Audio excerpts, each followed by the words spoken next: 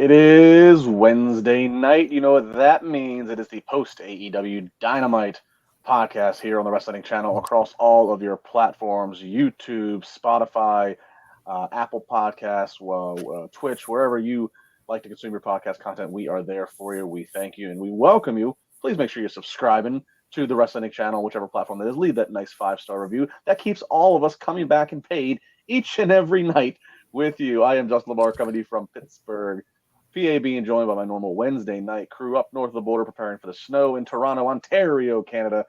He is WWE referee of 20-plus years, the one, the only Mr. Jimmy Korderas, and down in beautiful Puerto Rico, she is the Demon Diva, Issa. Ladies, gentlemen, how are we tonight? Issa first.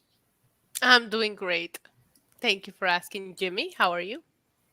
I'm doing well, despite the fact that we are snow covered here. But hey, you know what? It is winter in Canada. So what do you expect? Hey, you know what? Shake it off. It'll all be okay. Yeah, see, and you got the snow coming. Then here tomorrow in Pittsburgh, we're gonna get like 70 degrees. So and then it's gonna drop back down to 36 on Friday. So. Wow. It was 89 degrees and sunny here in Puerto Rico today. Yeah. That's all? That's it? That's it. Yeah. Slow day, Jimmy. Slow day. Gotcha. Okay. Yeah, right. As we let everybody kind of file their way in here and getting their finding their seats here in the podcast, again, we do appreciate everybody joining us. And as I said just a moment ago, but do really encourage you, please leave a comment if you could. Share the podcast with a friend, whether it's this one, whether it's SmackDowns on Friday, Raw on Monday, NXT on Tuesday, or all of them. Please share, leave a comment with a 5-star rating. Reviews really goes a long way as we are continuing to build this entire podcast channel this year. And I mean, we're only in February. It's already been what it feels like a crazy 6 weeks of pro wrestling news, and we have so much more of the year to go. So looking forward to continuing our commentary and our laughs that we have each and every night here on the Wrestling Inc. podcast. A lot to talk about here with Dynamite. This is a show, of course, we're 2 weeks away from Revolution. Obviously, Issa, you've been talking about the lack of card. We did get some more clarity on the card tonight. Also tonight was it went from big, and I think they changed the wording to important announcement from Tony Khan. We'll get to that announcement and how we feel about that. A lot to talk about. So we will go ahead and jump in. I do already see some super chats coming in.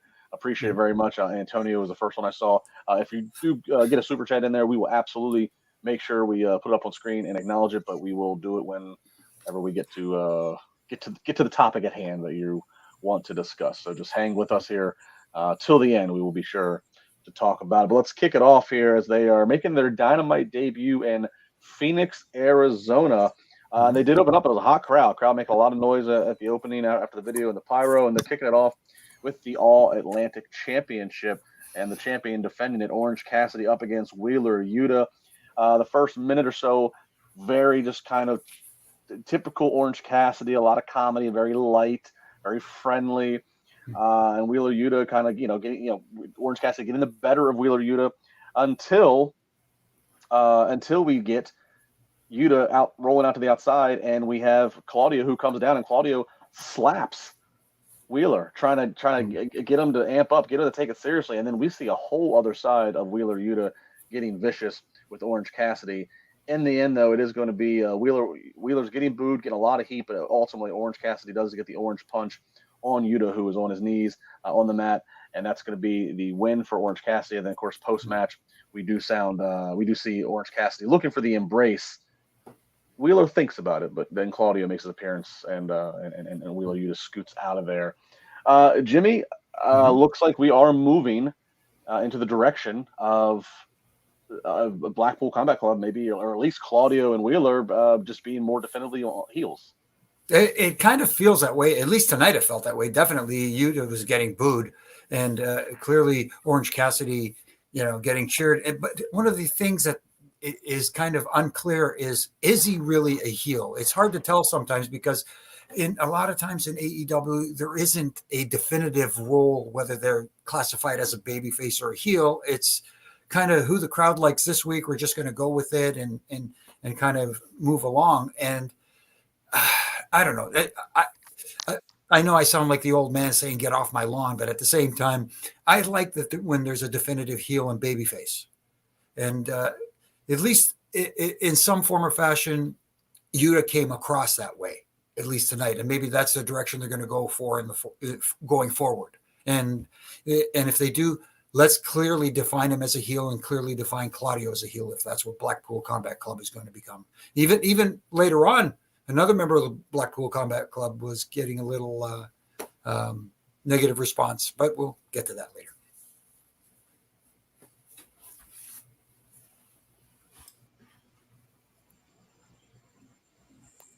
Hello? Can't hear you. Yeah. But I think he's fixing his sound issue. So I will give you my opinion on this Cool. match while Justin works with his technology issues over there. I didn't think this was the best thing to open the show with.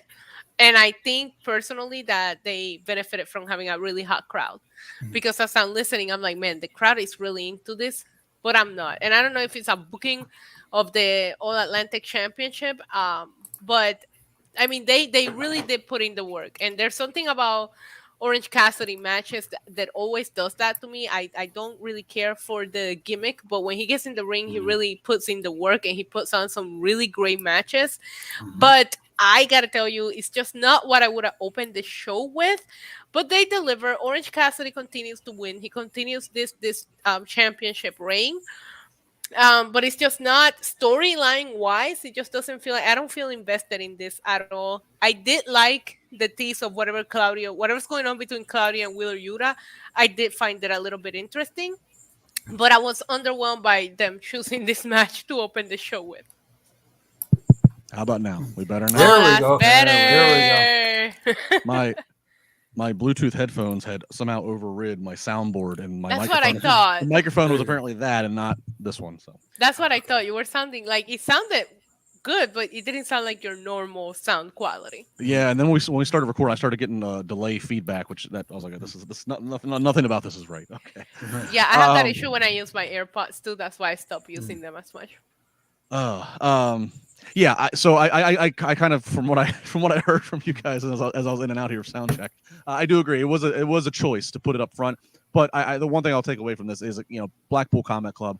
I do feel if they don't have William Regal there, and even Moxley, as we'll talk about later on, Moxley even looks like he's being positioned more as the heel in his program with Paige coming up, or his next match with Paige coming up. I like them being positioned as heels. I think Blackpool Combat Club that embrace the viciousness, embrace the heel side of things. So that's the biggest takeaway that I would get out of this one. Again, see the super chats come in very much. This one, I guess, because we are talking about it right now, we'll bring it up. Tina Miller, a good friend of ours, saying, "Love y'all. Jimmy is right about heels and faces. I don't know who I'm supposed to cheer for with Mox and Hangman. Still missing Eddie K." Thank you, Tina. Thank you, Tina. I thought Eddie Kingston was incredible at this weekend's Battle at the Valley, his match with Jay White, and I thought that makes some buzz. I'm surprised that they're still choosing to keep him off TV, but I agree with you. It's very confusing, and it's not just a heels and faces kind of thing. It's just a lack of storytelling. Yeah, I agree. I think that's, as a whole, that's kind of the thing that's kind of the issue. We look across the board is that there's they have no shortage of talent. Obviously, that's kind of the joke because of how bloated the rosters. There's no shortage of talent, and they obviously are committed to trying to get talent featured, which is fine. But sometimes you sacrifice the extra few minutes that it could take just to give us some extra details, extra context, or as Jimmy would say, let it breathe. Don't shove too many pounds in the bag, all for the sake of just so we can just get this person trotted out there, or the abundance of post-match beatdowns. Yeah, the choosing of the breathing, the choosing of the commercial breaks tonight was also questionable. To Jimmy's point, there was a lot of moments that I feel like I wish I would have had a moment to kind of process, and it kept going. And then there was some commercial breaks that I was like, why are we going to commercial right now? I wish they would time that a little bit differently. Especially in this first hour. The first hour felt like they were Yes. that they were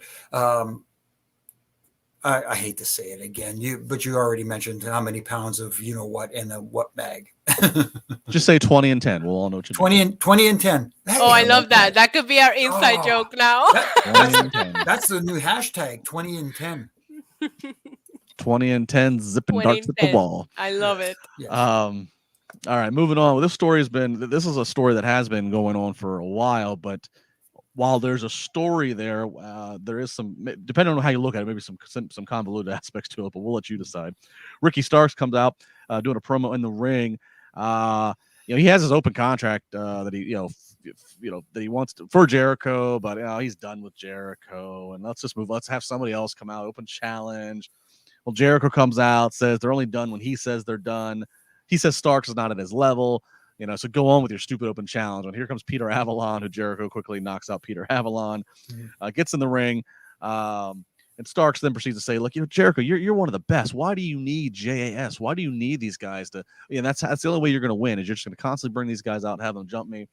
And finally, after some tricking, some trolling, some reverse psychology, Ricky Starks gets Jericho to agree to a match with the stipulation that no JAS will be at ringside. Jericho even gets a big pop for the pen click, dating back to his days of the list. And so it is official. Jericho versus Ricky Starks. I thought this was entertaining, Issa, but I also would have to kind of this. It's kind of weird. There's this gauntlet for Ricky Starks to get to with Jericho after he'd already beat Jericho, and then the need for reverse psychology. I don't know. Was it too much of a reach, or could they just been a little more simplified to this, or was it entertaining that Jericho at the end said nobody can outsmart the Ocho, and then Ricky Starks got outsmarted, right? I mean, I don't know. I guess depending on how you look at it.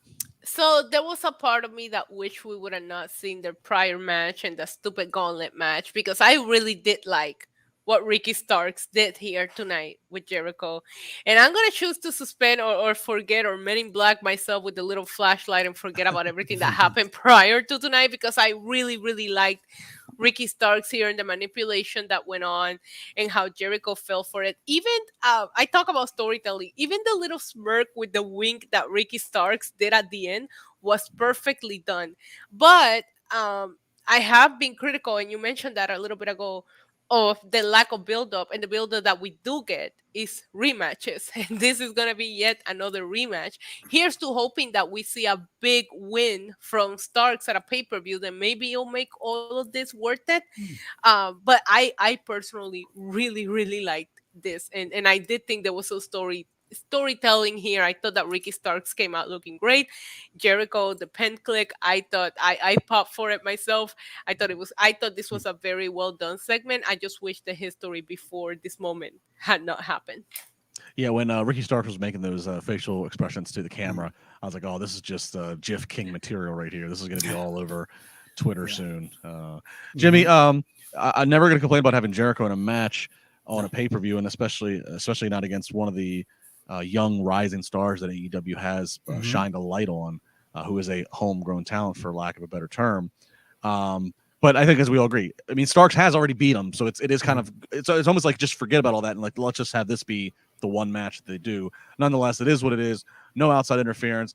The no outside interference. Do you think, is this the start of Jericho? Maybe do they start to turn Jericho? Is this the start of getting him away from being part of a stable, which he has been in since the inception of AEW Dynamite? It very may well be, if I could spit that out in proper English. You know what? Jericho has that ability to turn from heel to babyface in like a flip of the switch, especially now, his entrance music. Right now, during his entrance, as everyone knows, people sing along. They love to sing along to his song. And he's able to turn that once the music stops and become the heel and have everybody against him.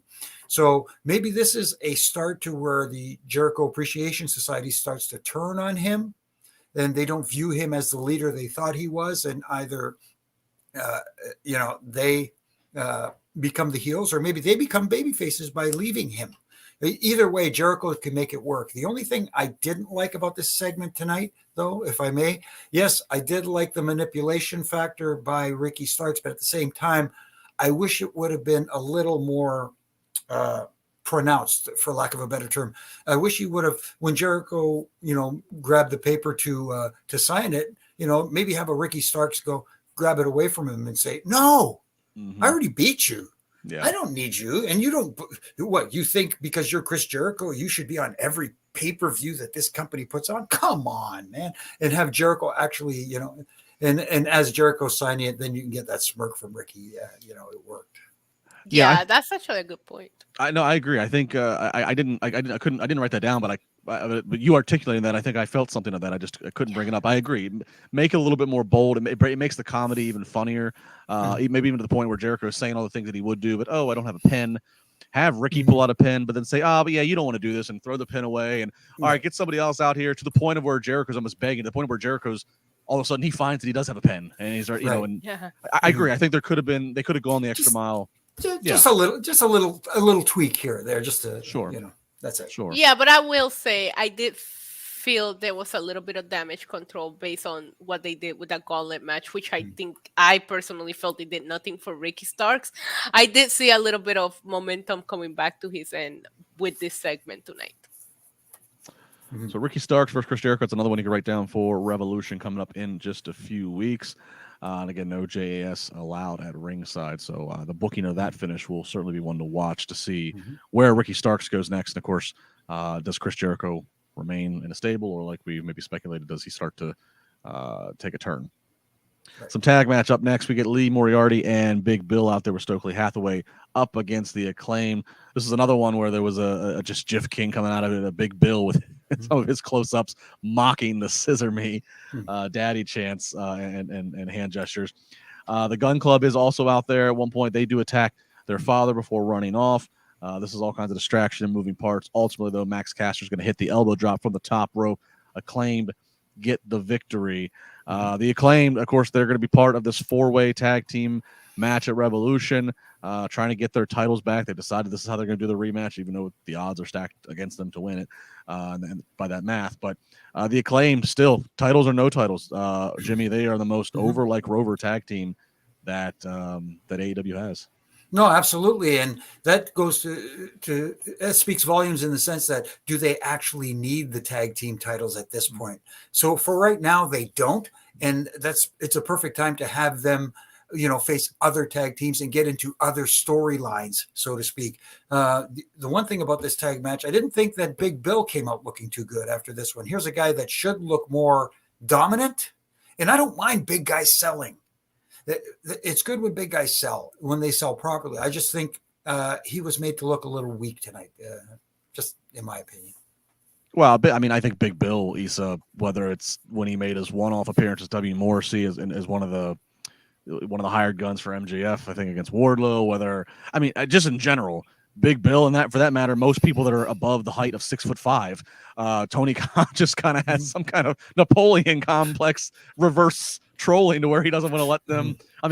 Lance Archer, he was tweeting the other day, he hasn't wrestled however many days, and it's not by his choice. And I don't know what it is with the aversion to letting tall guys look consistently strong. Yeah, it's like the played opposite day from WWE, where we know WWE is known for just loving these big, tall guys that are larger than life.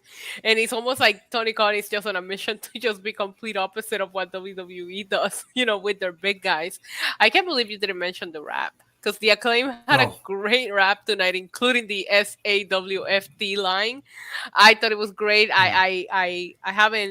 I've been hot and cold on the raps recently, but I thought tonight's was a really, really good one. But I agree. I don't know that I like how Big Bill. I hate the name Big Bill. Let's just start with that. I can't buy it. I can't get behind it. Big Bill is just not it.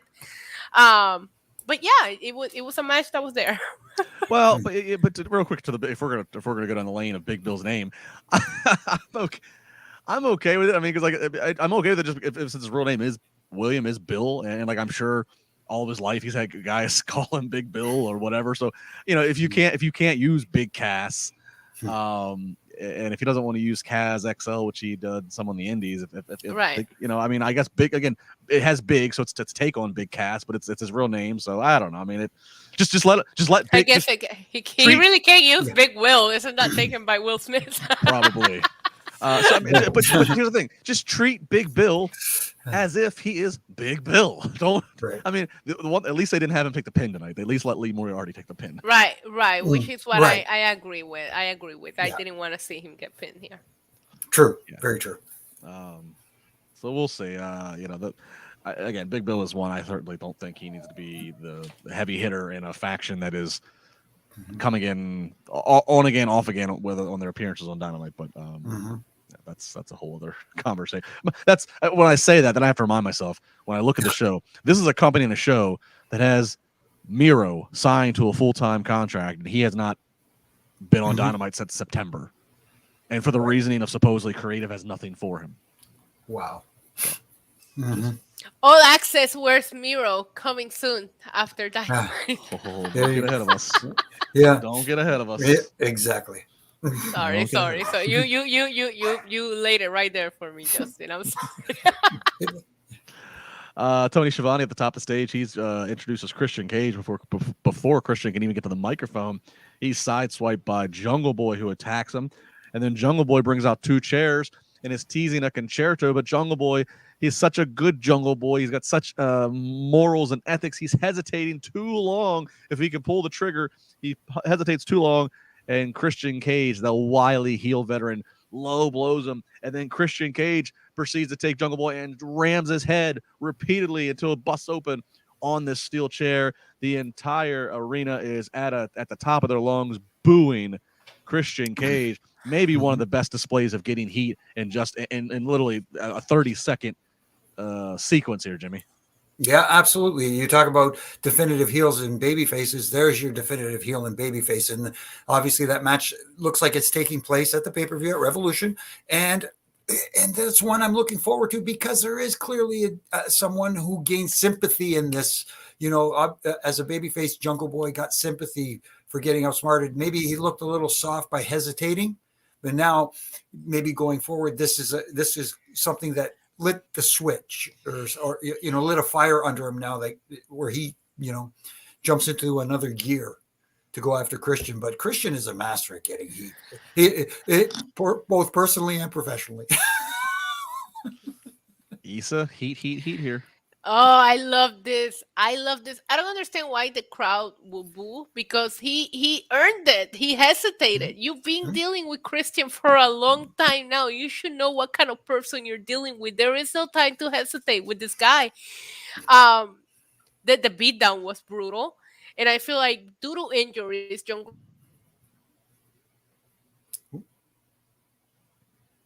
She froze. I will agree. It was. I don't know if it makes Jungle Boy look foolish necessarily, but it's just the babyface in him. He's gonna stop and think before he stoops himself to that level, so to speak. But this was the goes, but I hated that he. You see, you're frozen on us. Yeah, you're frozen. I'll let her reset. But I mean, this was probably the surprise for me. Out of the things they advertised for tonight, I did not expect this to be the few minutes that would get maybe the most emotional reaction out of everybody. Was this so? Christian Jungle Boy, I'll be really interested to see how they put this together in terms of what this does for each of their careers. Jungle Boy, of course, who's kind of made it. Made it known that he wants to do things solo this year. He's already done the tag team. He's been there, done that. That'll be something to watch to see I assume that Jungle Boy would get a victory if you're trying to have him push for a good singles run in in his career this year. I would think a win against Christian would be in order. But as always with AEW, you got to wait and see how they pull it off. Welcome back, Issa. Yes. I apologize. I blame my dog for that. Oh, that's okay. At least you got someone to blame. I was just gonna say I'm very excited, and I actually thought this was a very efficient segment to continue the story. Yeah, I can't remember. Did they officially say is this one of the matches for Revolution, or did we not get that confirmation? Not confirmed yet. No, not Not yet, but it definitely feels it. It feels it, but then later in the night they did with the graphics. They ran down the card, and I don't remember seeing it. So I wonder if they are stringing this out. I mean, this very well. Again, you can only put so much on Revolution because you've already got 1 hour devoted to one match, that alone. So I would be okay if they don't rush this for the sake of rushing it just to get it on the card. Let it be what anchors and main events of Dynamite one week if you'd like that. So I'm all for that. Absolutely. We do get a quick video package that has shows us again Wardlow's comments last week in a sit-down interview with Jim Ross. It gets a little bit of response from Samoa Joe, who basically doesn't have time for sentiments and emotion, but he did what he did, and we did get confirmation that Wardlow versus Samoa Joe will take place at Revolution. So, and all three of us will be watching that closely, given the track record of what's going down between those two men in the last few months. Curious to see where that one leads. Let's put it that way. Yeah, I mean, did I just pick right back up and get the TNT title back to Wardlow, right. who I think was injured for some time there? We shall see. All right, this is a surprise. We're not even out of the first hour. We're going to get the women's singles match here. We're going to get Saraya. 3 weeks in a row. 3 weeks in a row that the women are on a different time slot. So I give them all the credit for that. Yeah. Saraya versus Sky Blue. Not the tightest or neatest. It is what it is. Toni Storm is out there. She does cause some distraction, which during the pinfall that Sky Blue has on Saraya. Ultimately, though, Saraya is going to win with a submission. Then Jamie Hayter and Britt are going to run off Saraya and Toni, who get ready to do the spray paint gimmick again. Saraya and Toni are running out there. Then Ruby Soho comes out. Whose side is Ruby on? Ruby tells Saraya and Toni to step aside, and she starts signaling that she wants that title bout. Now, later on, we'd hear from Jamie Hayter at backstage. And Jamie Hayter would basically say, you know what? Bring on both you bitches, Ruby and Saraya. I'll take both of you on, and I'll beat both of you at the same time and defend my title at Revolution.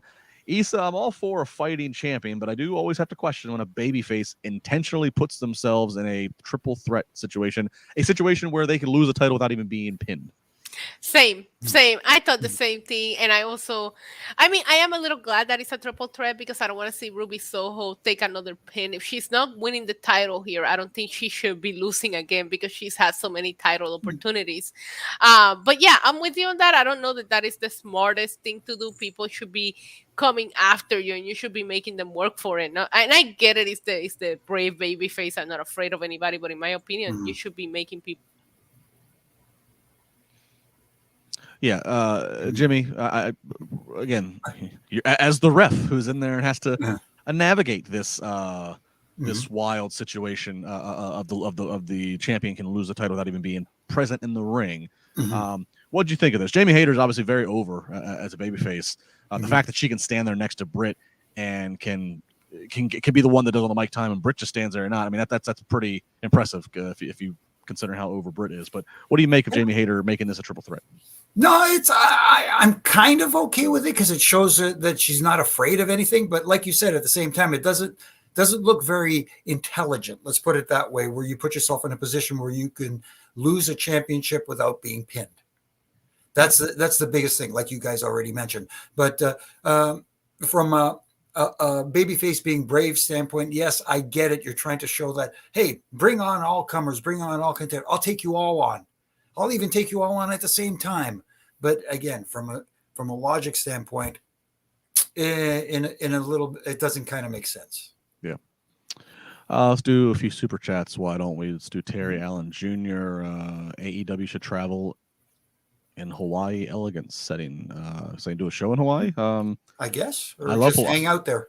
I love Hawaii. It's one of my favorite places to be. So always enjoy going there. Yeah, can't go wrong there.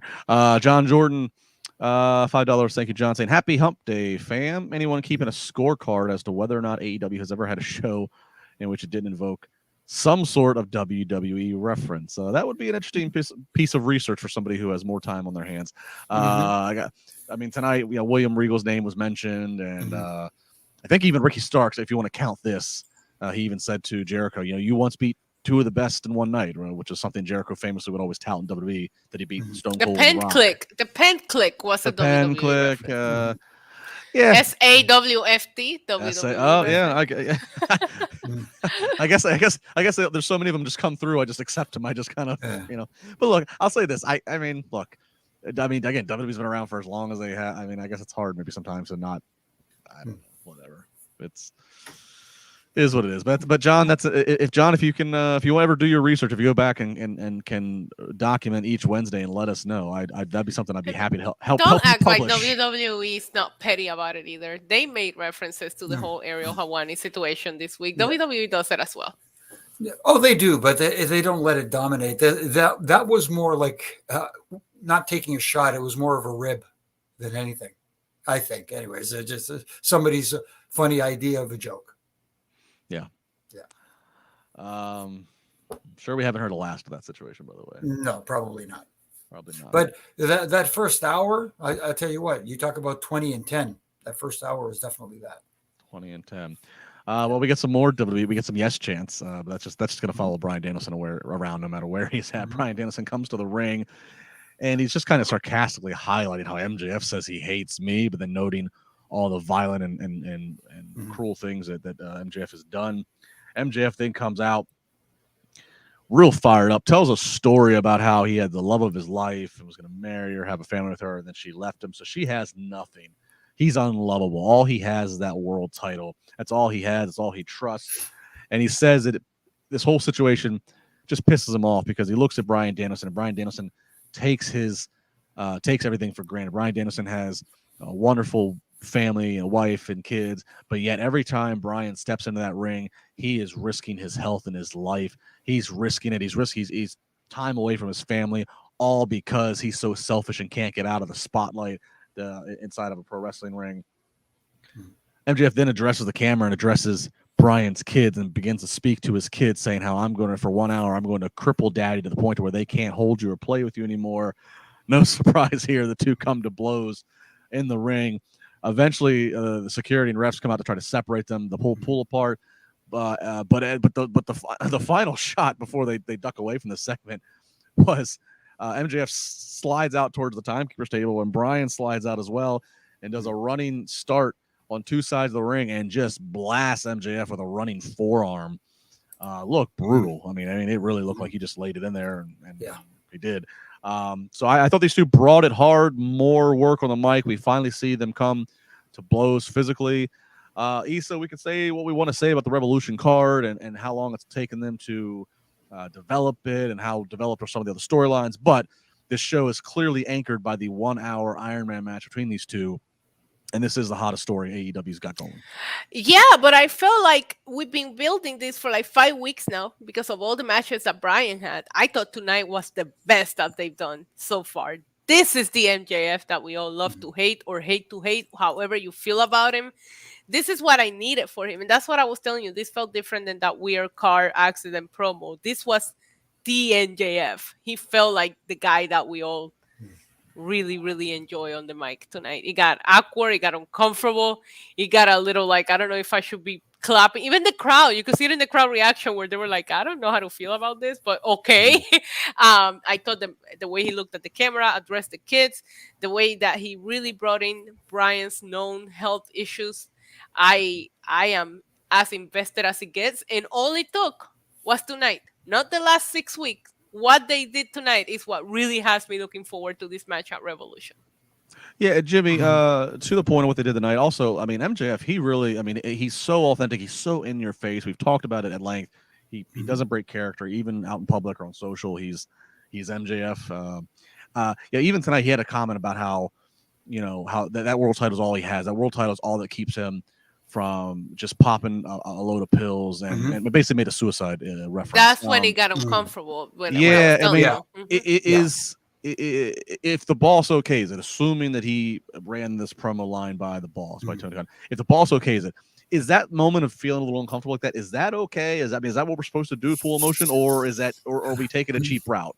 Because that was my only thing. The whole promo was very good. That was the one thing, and I saw it on social too that some people got a little offended that he used that as a piece of ammo. I know, and that's the big question here. That I know people there were some people that were kind of offended by it. There's some people that were taken a little aback by it, and some were saying, "Ooh, I don't know if that was the proper setting for that." And my wife was here during that and heard that, and she said, "Oh, that's not going to get over too well with a lot of the audience." And you know, the diehards wrestling fans that they cater to, they pretty much buy into everything that MJF does as a heel and says, and they just want to boo it. But that one line, maybe, I don't want to sound like the old man, and but it just, there was that uncomfortable feeling when it came out. Yeah, it Definitely. did get uncomfortable. 988, by the way, in case anybody needs that number. That's the number to call if you're ever struggling. Yeah. And, other than that, the intensity of the promo was amazing. Seeing that, we've seen an intense MJF before, but tonight it felt like a different level. Yeah. Take that one line out and it was masterful. Yeah. Yeah. I mean, I have no problem. Again, I know he referenced William Regal's past problems. I don't mind him doing that because William Regal's even mentioned his problems before. So, but I mean, yeah, but overall, that line aside, and as Issa said, on a serious note, if anybody ever has, there are help resources out there if anybody ever needs them. That line aside, this was overall, I mean, so much emotion came out of this, and I mean, this, yeah, I kind of agree. Issa, you said something similar to this. You don't even have to give me all these matches. I mean, yeah, it's great to see Bryan and Dynamite every week in the ring, but you didn't have to do this overplayed gauntlet thing here. You could have literally just had each of them cutting promos independently for the last few weeks, and then this finally be the night that they both are face to face in the arena with each other. And I mean, this sells the pay-per-view far more than MJF paying Roosh or paying whomever else he's tried to pay to stop Bryan Danielson. This really, I think, probably convinced some people to hit buy on this pay-per-view here in a few weeks. And I'll tell you what, I think, Jimmy, in just a second, I think I don't see MJF losing the title. I really don't. Mm-hmm. But at the same time, I could also see a case of Bryan Danielson has not been AEW World Champion, and I could see a case of why you think maybe that would be good for business to have him as your champ. So I am genuinely intrigued of how they book the finish of this. I am too, and that's the main thing. And I say it on here so ad nauseum. Talk me into wanting to see this, and that's what they did tonight. They talked me into wanting to see it. I wanted to see it anyway, but now they've got me intrigued. And to your point, Justin, you can make a case for either guy going over in this match and winning the title, and it being the right decision. Yeah, it's just a matter of whoever goes over in this match, where do they go afterwards? What's the story after that? And both men are good enough that you can have a good story following up on this. Yeah. Just a reminder again, if for any of you guys have just joined us at any point, again, please leave a 5-star rating wherever you may be watching or listening to this podcast live or archive. 5-star rating for the channel. We greatly appreciate that. There's a lot of things for the channel's credibility, and as we're trying to build sponsorships and bigger relationships that hope to unfold. So please, 5-star rating, leave a comment if you like, share it, tell a friend, and of course, as always, tweet us, any of us or all of us, at where in the world you are when you are watching or listening to this podcast. What are you doing in your daily life, in your travels? Love to hear how the Wrestling Podcast is applying to your daily life. All right, tag team battle royale, 10 teams in this thing, 10 teams, 20 men. Both members of a tag team have to be eliminated for that tag team to be officially out of it. So I like how I'm explaining the rules and he's a sign. No problems with her mic tonight. Real quick, at the I thought I was muted. I'm sorry. You were not. Nope, you were not. Mark Briscoe makes a quick appearance at one point. He's fighting off Josh Woods. They've got some history that's been brewing over on Dynamite and Rampage the last few weeks, so that's there to note. Tag team battle, they go to picture in picture. It's a lot of guys. I mean, it's 20 guys, but you're doing, they're blocking the hard cam, whatever. It's a lot of things going on. I got to give this shout out. If you didn't see this match, go back to this one particular spot. Rey Fenix, I think it was to eliminate Roosh. I think Roosh was on the apron Ray Phoenix starts on the top rope in the corner and proceeds to run on the top rope, does a tightrope run to then kick Rush and eliminate him. It's a risky spot because if he misses it, then he just looks like an idiot, and they both just kind of whatever. But he pulled it off.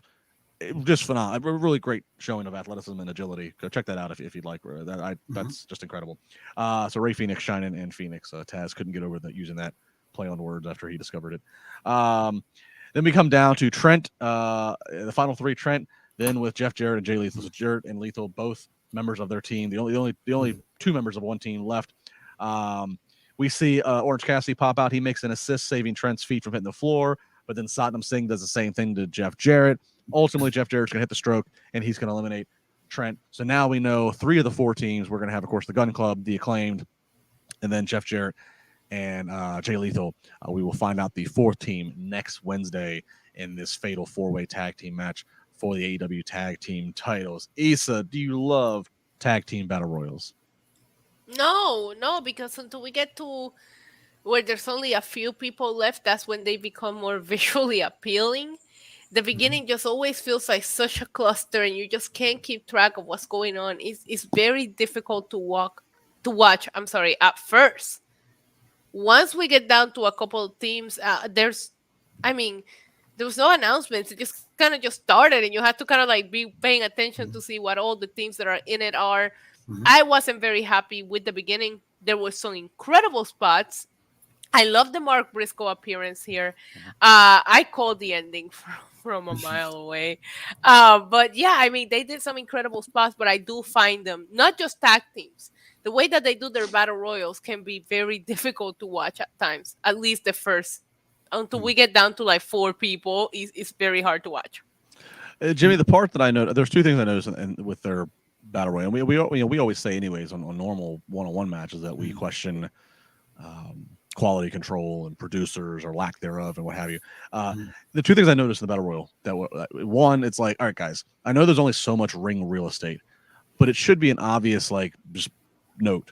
Nobody stands towards the ropes, towards the side of the ring where the hard camera is, blocking right in the middle when there's then obviously clearly a big spot going on in the middle of the ring. Like I think there's gonna be a little bit more awareness to that. And then when they had stuff with Danhausen and there was stuff going on outside, and they got to be a little bit like cameras were trying to catch everything and directors was behind the cut. That got a little bit too much.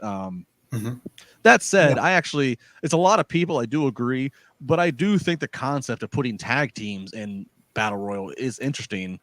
Just from a visual standpoint, they got to tighten the screws up because it is kind of all over the place for a portion of time.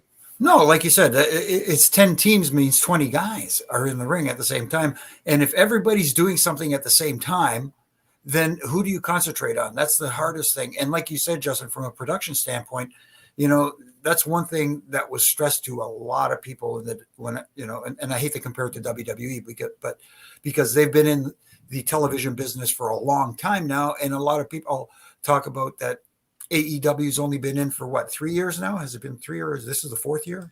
3 years. We're going to 4. We're going into 4. But still, the honeymoon phase is over. Yeah. It's time now to get down to business. 3 years is plenty of time to learn how to use your hard cameras and how talent should be aware of positioning in the ring with regards to the hard camera and the handheld cameras at ringside. People say, well, who cares about that sort of stuff? It matters when you're producing a television show. Let's be real here. We don't harp on Dynamite's numbers week to week. We just kind of focus on Dynamite itself. But they are continuing to slide. Yes. If 900,000, then down to 800,000, then they're key demos sliding. It's so. At some point, you have to acknowledge that yes, you might have a very loud and vocal hardcore base, but at some point, you have to acknowledge we're losing casual onlookers. Yeah, and to your point, not only is there a lot of people in the ring because it's a tag team battle royal, but then you had all this stuff going on the outside. It was just very convoluted at times, and it's hard to just keep track of what you're supposed to watch and pay attention to. Which and look, extra stuff is fine. I have no problem with that. And even in the Danhausen, cursing both, that stuff's all fine. But this is where everybody has to get in a room and you have to really communicate that. So that way we say, okay, when it comes to this point, everybody else just gets into stealth mode. Make yourself invisible. You don't do anything big. You know, you can fight and struggle with your opponent in the corner. So that way to a live audience, it doesn't look like you're standing around. But basically, you need to be out of sight so the camera can focus on just this. And like basically, you just do the match in little mini segments. But instead, they just they're all doing the same thing. Again, it goes back to that. I don't know if they. I think the people that are just doing the things with the people that they're doing it, they communicate just to them. They don't tell the rest of the room, the rest of the match, hey, we're doing this. Oh, you're doing this at the same time? Well, we should probably figure out a way to space that out. And that's right. You know, I don't think there's a lot of communication there and a lot of communication between what's going on in other matches. Like, you know, is anybody else doing this in their match? Right. All right, so we got 3 of the 4 teams for the Tag Team Battle Royal, 4th team next Wednesday, as mentioned. All right, so we now get the Tony Khan has got an important announcement, and we go backstage for Renee Paquette with Tony Khan. Tony then he just steps aside and tosses it to Adam Cole. Adam Cole comes in, and Adam Cole basically says that in the month of March, each week, for 1 hour after Dynamite, there's going to be a weekly kind of like reality show, behind the scenes kind of show. It's going to be called AEW All Access. And so you're going to get to see the talent, you're going to see the product. You're just going to kind of see everything then behind the scenes, their own reality show. And then Adam also does mention that on the same night, that's whatever Wednesday this is going to premiere, because they didn't actually give the date, I don't believe, but whatever night it premieres, that episode of Dynamite, Adam Cole is going to make his in-ring return. His first since early last summer. So good news with Adam Cole, of course. Jimmy, your reaction to the reality show? I mean, my initial thing is, I mean, I'm not even going to go into that. Is this a big announcement? Whatever. Tony does what he's going to do. But I mean, it's one more hour on TV each week, I guess. So I do find there's an irony to the fact that there's an irony to the fact that the company. There's jokes on social about how much it's like a soap opera reality show going on behind the scenes with some of the things that have happened, and now we're filming a reality show. Well, hopefully, you know, when you say All Access, what we see behind the scenes is actually what's going on behind the scenes, as opposed to staged happenings behind the scenes. I don't want it to be that, here's how it is backstage at AEW, and them showing us what they think we want to see. I would rather it feel more authentic. At least that's my take for it. And is this the right time to do it right after Dynamite? I don't know, because, you know, like you said, Justin, the numbers for Dynamite have been sliding a little bit in the last couple of weeks. So is this something that'll have people tuning in, or will it make people say, hey, you know what, another hour on Wednesday night, maybe a little too much? You know, we can so there's some people who could look at Raw, for example, if you want to compare it to WWE, the third hour always is their least viewed hour. Yeah. So I don't know what the time. I know. I agree. Isa, real quick before, just off of that point, one thing to Jimmy's point, I do agree. I don't want this to be staged. That don't make it look hokey. Like, use this as a chance to basically, as a third hour Dynamite, make this a story hour, a storytelling, and make it to where, let's see, pick whoever, Ricky Stark, somebody you're pushing. Let's see them travel to the town that Dynamite's in. Also go, because they do a lot of community stuff. I gotta give them credit on that. They've taken that initiative just like WWE tries to do. They go to the communities, they go to the food banks, they go to the schools. Show Ricky going and talking about, hey, I was bullied, and this is why bullying's bad, or this is what you can do to turn that, or show them doing community service.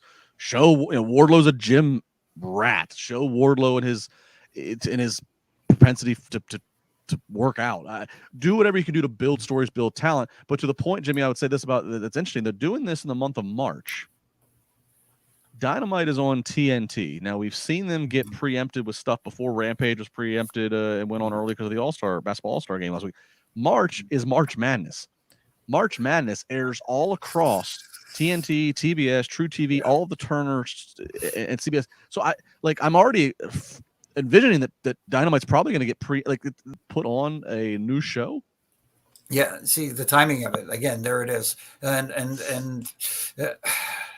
I don't know who's thought it might be a good idea. Maybe it would have been better to wait a little while. Anyways, I don't know what more to add to that, because I think you made an excellent point there that I didn't even think about. Issa, you in for All Access reality show? I don't think it's something that I mean we have the podcast to do. It's definitely something I'm not gonna watch live, right? But I think it could be a smart move. For example, the fact that they're gonna start with Adam Cole and we're gonna see his return to the ring, and maybe this show's gonna show us what he went through to get to that moment that we just saw. I'm a sucker for documentaries. I am, and I love WWE puts on some incredible documentaries. So I need to see how it is done before I can tell you. However, I do feel like this announcement could have been an email. You know that saying? You know that saying? This meeting could have been an email. This Yeah, announcement could have been an email. could have been a press release. But It at the was same, afterwards too. well, but you know what? At the same time, I agree, and but at the same time, I also understand like rather than just putting an email and then just relying on media companies and media people to put it out there. I mean, use your show to make the announcement. I don't know if you need to make that a selling point of the show is we have a major. Just if they would have not said that Tony Khan had any announcement and we saw Tony on camera tonight as a surprise, and then he says that, I think it's a whole different perception. It's a whole different approach. Mm-hmm. Do you think that the fact that, like Jimmy mentioned, and we don't even have to start with the Rampage ratings, the fact that the show is slipping in the ratings, announcing another show, again, the timing, like, doesn't it feel like the focus should be bringing back some of the viewerships to Dynamite, getting Rampage to be must-watch television? It just feels like the priorities might not be where they need to be right now if that's what you want to announce. Yeah, and think about it too. They've also talked about possibly bringing out ROH as its own, having its own show as well. So compounding the potential issue of having too much out there. Person's username who is like a. We'll call him MK. Yeah, MK. I don't know. He actually is correct. I stand corrected. That the March Madness will affect Rampage, but probably shouldn't affect Dynamite NCAA tournament. He is right. Usually in the opening rounds, the first couple rounds is Thursday through Sunday. So yeah, Dynamite shouldn't be touched, but Rampage probably will. But Rampage at this point is, I think. I do think this is great news for them. That must mean that Warner Bros., TBS, TNT are happy. They're giving them another hour spot. So, I mean, for Dynamite, them as a business, which Tony Khan did say it was an important business, announcement. I do think that does say that this network is happy with them. They wouldn't be giving them another hour if things were shaky. No, and I believe that, because again, we have to remember this too. We, while we put AEW under a microscope because that's because we're in the wrestling commentary business here.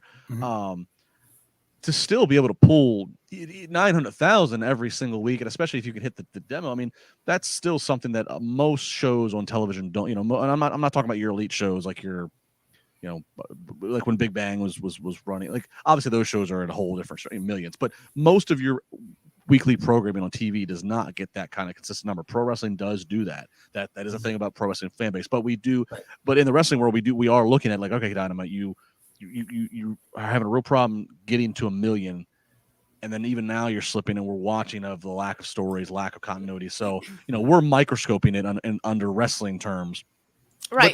But to a TV executive, I don't know what Dynamite's costing them, or I don't know what the investment is or whatever. They must be getting the return on the investment. They must be. Yeah. I mean, we are seeing DraftKings, State Farm. We are seeing regular sponsor. The DraftKings was on the damn ring canvas tonight. I mean, so they must be doing something that the networks are like, okay, this is not a waste of money. That we are getting some return. So right. I will say when they did Rose to the Top, the few episodes that I did catch, the most fascinating part that I thought about that show was seeing some of the behind the scenes. It was a lot of Ricky Stark's storytelling about what happened with his neck. And I was really into that. I love documentaries. So I will be watching it, not necessarily live, but it is something that I think I could get into.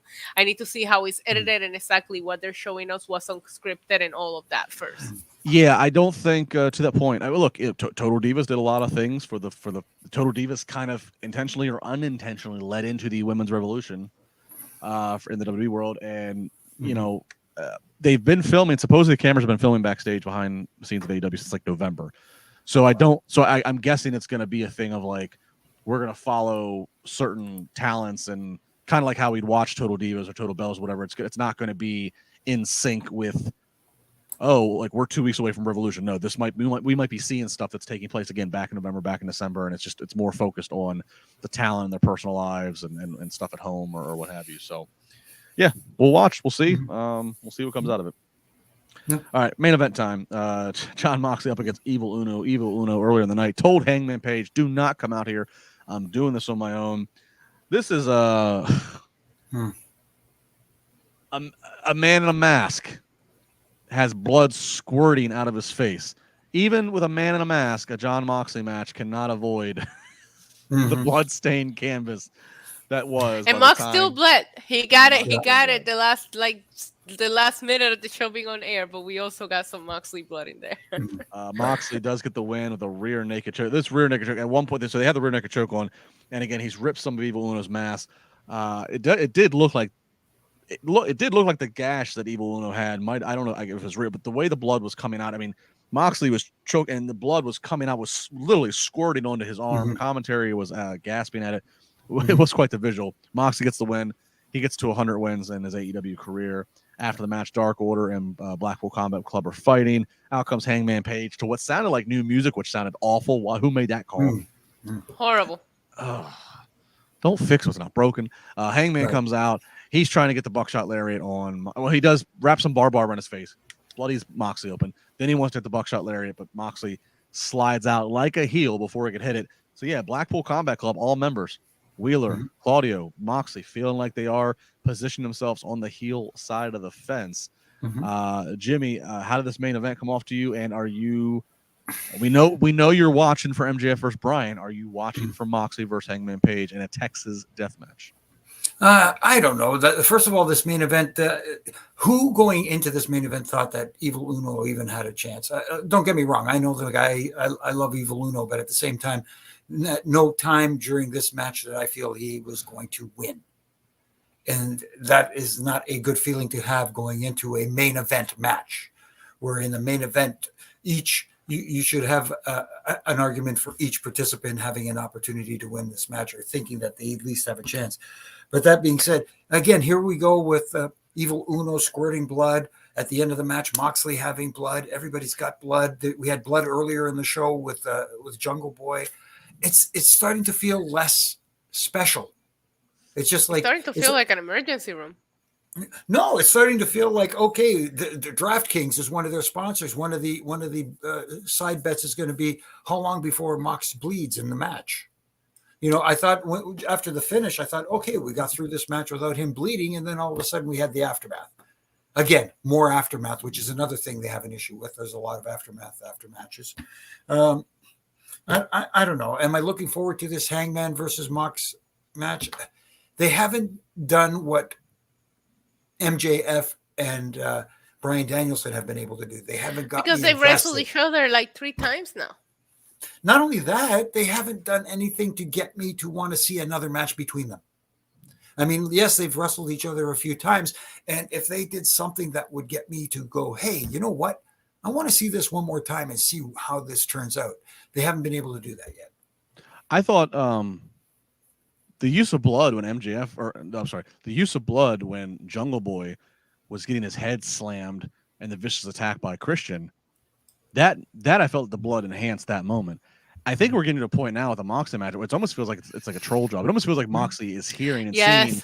It's like he's hearing or seeing, or Tony Khan's hearing or seeing, or both comments like ours, and they're almost just doing it just to screw with us. And they're almost doing it as like, we're gonna put blood in the match again. I don't know. Look, I have watch alongs, and at least in my channel, we play a game where we take a shot if Moxley bleeds, and he never lets me down. So at least the Malibu is being poured. Listen, I questioned the opening match. I also questioned the main event. But as I look at the show as a whole, it's like, I don't know that there's a different way that I would have booked this show that would have made it any more or less interesting. I gotta say, this show, like I said, I raved about the Phoenix spot in that Battle Royal. Bryan and MJF's promo really good. Ricky Starks and Jericho. We talked about some of this. Yeah, but you don't want to open and close with talking segments. The best part of the show was the storytelling and the story developing towards Revolution. It's funny because a couple of weeks ago they gave us a show where there was 3 matches that were pay-per-view worthy in the show. Tonight, it felt like we built a lot of stories, but there wasn't a lot of in-ring interesting things happening as far as the matches themselves. No, the advertised Maybe matches, the tag team match could have been the opener. I don't know. the advertised matches going into this all day today. I was looking at this. I'm like, really? I'm like, they're sliding with viewership, and this is the advertised card they're giving. Do you think that helps, or do you think that hurts the product? I saw that being asked on social media today, and I went back and forward with, do you think that makes people not tuning, or do you think it helps advertising the card ahead of time? Like that, you're advertising the whole show, basically. No, I think it is a little bit much. I think I'm a believer, Jimmy talks 20 and 10. I'm a believer with promoting weekly episodic shows. I'm not talking about but Monday, every WWE episode, we get a preview email, sometimes a text, depending on what you're signed up for, and they give you a little bit. They don't give you what the whole show is. Exactly. Even for Monday Night Raw, they'll put like 2 matches in their preview, what you can expect tonight. They don't give you the whole show. For weekly episodic, I'm a believer in like a 60-40. Give me you need to give me something, so I know some things are going to be addressed. But I think you leave some open ended. You leave some mystery so you can tune in and figure out, or tell me the story's gonna be addressed, but tell me how, or don't tell me how. Just tell me it's gonna be addressed, but then make me find out. So I don't know. It was earlier today when I made the comment to myself that I said earlier, which is I looked at this card, I looked at the show being advertised, and I'm like, again, we're 2 weeks out from pay-per-view, and creative has nothing for a guy like a Miro. Or take several other people that haven't. It's just like what is going on here? So I don't know. Yeah. But again, priorities. I call it the Wardlow syndrome. Obviously, now it looks like he's going into a program with Samoa Joe, but at the same time, he has a match at the pay-per-view with Samoa Joe. But at the same time, this was a guy that looked like he was being conditioned to be the face of the company. Yeah. The last guy to beat MJF, who's your current world champ. Yes. Right. I mean, if MJ, look at this. I'm going to say this right now. If MJF's if he's going to retain the title against Bryan, I say you do one of two things.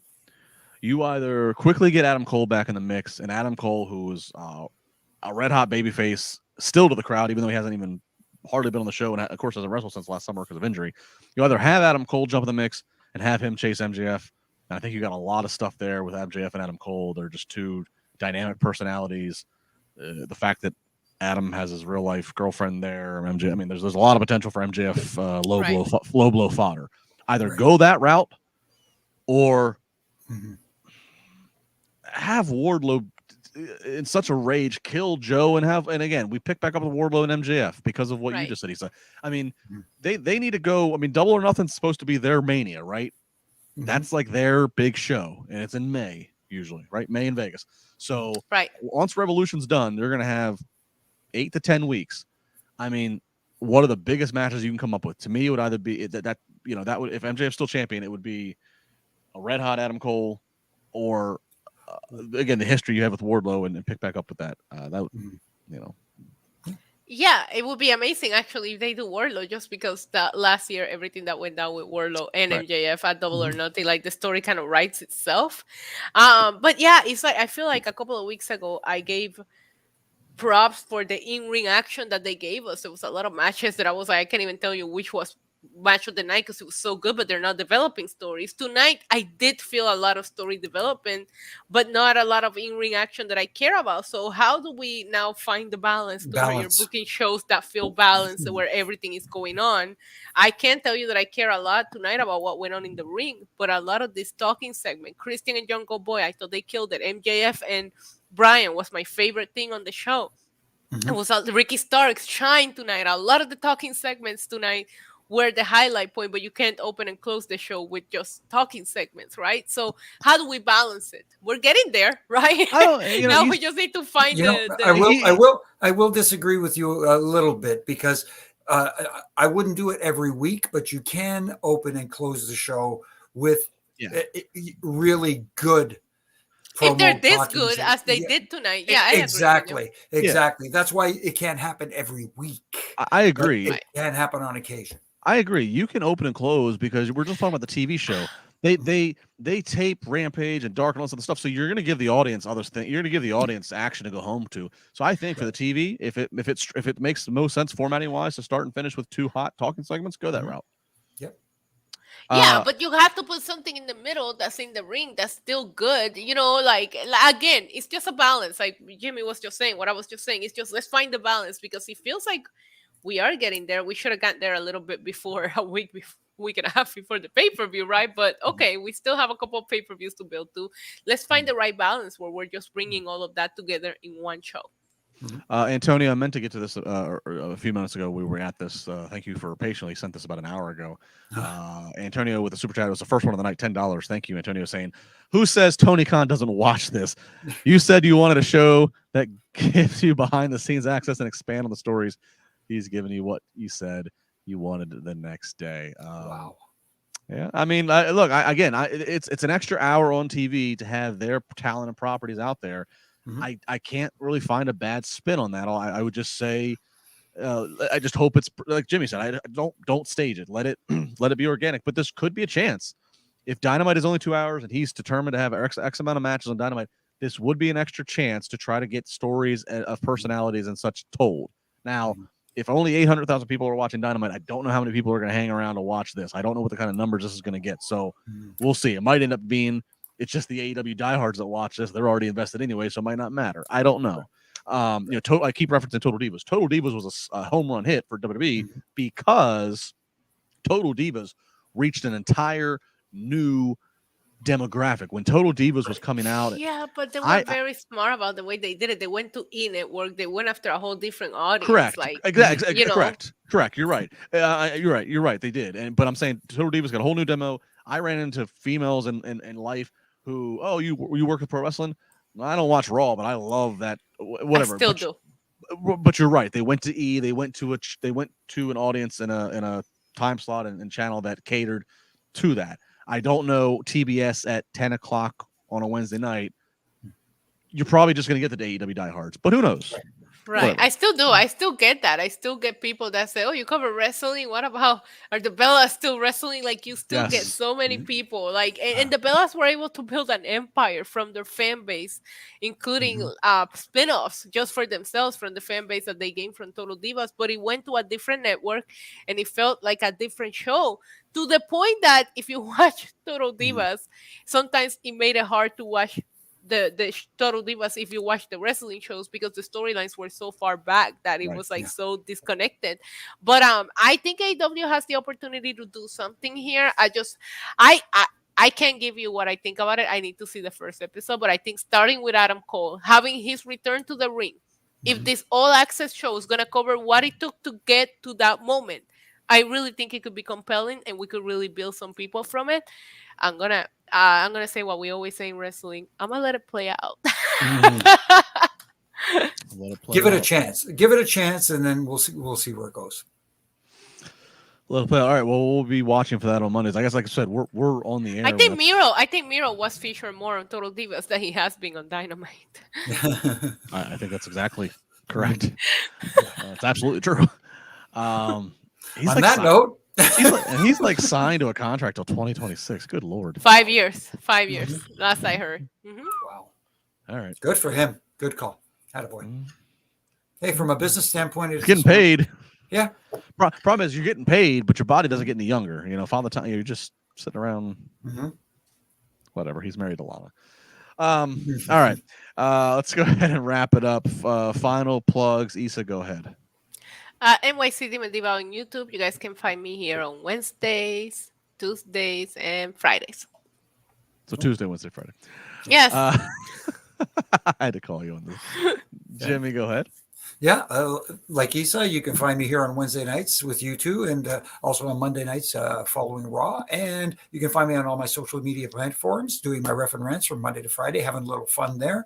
And also doing Wednesdays with my good brother in stripes, Brian Hebner, and RJ, the Reffing It Up podcast.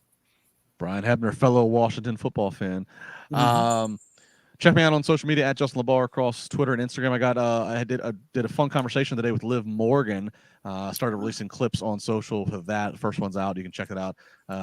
She was a lot of fun. Check that out. I'm here every Monday and Wednesday night on the podcast after Raw, after Dynamite. No spar with LaBar this Friday. I had to tell Gabby and them this Friday morning's not going to work out. But I'll be back probably the week after that. So Okay. Taking a week off from my sparring session. At Just LaBar, like I said, across the socials. Like, subscribe, comment, do what you got to do. Support the podcast. Support each other. Be nice to each other. That's it. Have a good night. And I believe Raj and Jack Farmer are back on Thursday nights. They're like money investing with you and telling you how to protect your money. So they're here tomorrow night. We got, of course, SmackDown on Friday night. Never a dull night here on Wrestling Inc. Make sure you subscribe, like, comment. We'll see you next week. Thank you.